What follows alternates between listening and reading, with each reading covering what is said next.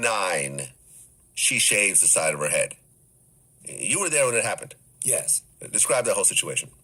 It was basically inside a club, and it was a lady standing up over, and I kept seeing Puff looking up, and I'm saying to myself, what is he looking at? What is he looking at?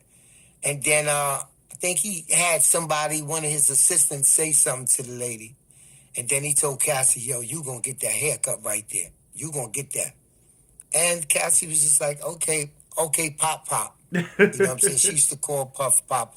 Granddad. And she said, okay. And next thing you know, the next day, if I'm not mistaken, his personal barber, Curtis, was the one that cut her hair for that first time. Okay, and she wasn't against it. It wasn't forced or anything else like that, right? I don't know what happened in private, if she was rebuking it or not, but I know that next day she got that haircut. Well, I remember during that time, it became a trend. You would go to the mall and see black girls, white girls, all with the side of their head shaved, and yeah, she became a trendsetter. It became such a big thing that nobody ever looked at it as controlling. We looked at it as a brilliant marketing move. Yeah. And it okay, was, well, that same like year, Cassie got breast implants. Yes. And originally, she got D cups. Right. Which, with a girl that small, I mean, I've met Cassie before. Right. You know, I didn't know her, but I've ran into her. I've had brief conversations with her. Mm-hmm. She's a relatively small girl. D cups on a girl that size is a little bit silly. Right. Mm-hmm. But ultimately, she did decide to get the D cups. When she got home, Puffy was upset. Right, and she had to go back. Now, this is the crazy thing. All of these stories that people are talking about, they've been out here. So how the same stories that we heard already made us think they had a great relationship, people wanted to be like them and all that shit, to now these same stories are horrible stories. To me, this sounds like the same story it was when I heard it the first time. And then, like, let's be clear, these record labels, these movie studios, these modeling agencies, they get plastic surgery work, haircuts, hairstyles, beauty, makeup, etc. on people every day, all day, based on the way the producer or executive see that person being. So why are we villainizing it because a black dude did it? Making Puff the face of sex trafficking and everything that's wrong with the world, I don't think is good. He's a problem. He fucked up. He's foul, but he is not the face of everything wrong with America or men and woman relations or black men. He's not the antithesis of he's not the culmination of everything wrong with our community. I'll put it like that. He is a factor, though. He's for sure a factor.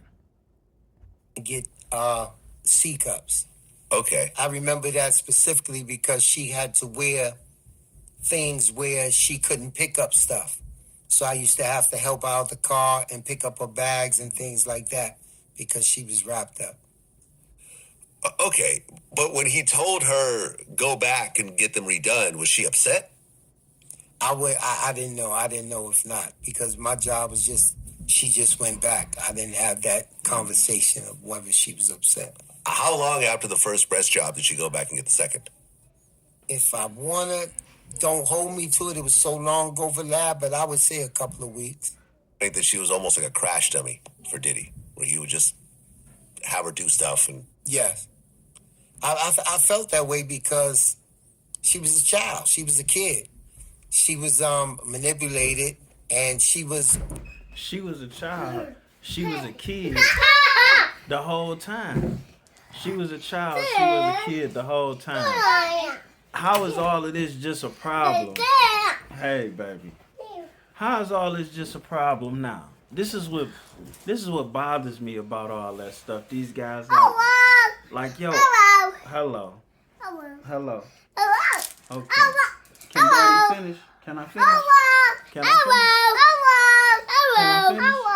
Can I finish?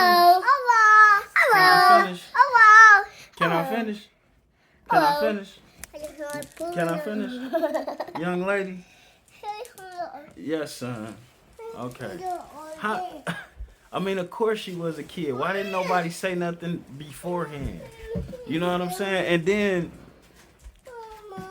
whether we want to call her a kid or not, she was legal age. Young lady.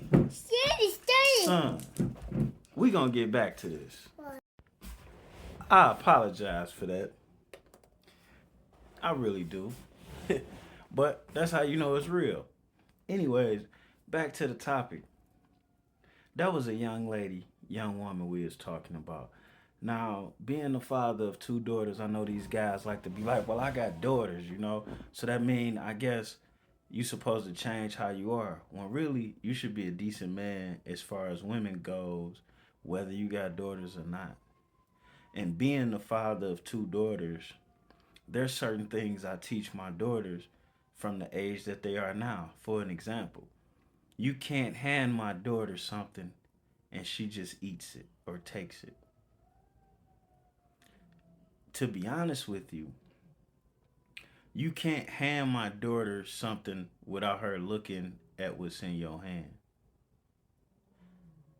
This young lady, Cassie, who's say 15, 16 years older than my daughter at this time, was had a grown man pass her narcotics that she was unfamiliar with and she just took them.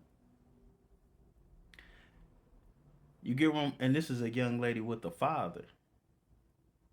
You get where I'm going with this? There's no way she should have been in that situation. She didn't have all the resources to be a successful singer, but she had all the resources to be a successful daughter. You get where I'm going with this? Like, two things could be true.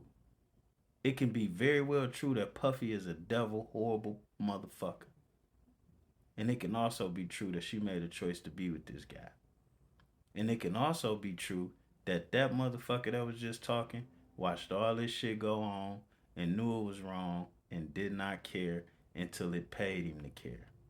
As a matter of fact, the first time I heard this guy speak on Puff, he wasn't talking about Puff being abusive. He was talking about Puff not helping him when his son got in trouble. There's even interviews on the internet where he's saying if Puff helped him out, he wouldn't even be speaking on Puff. So, what's your motivation here? We out.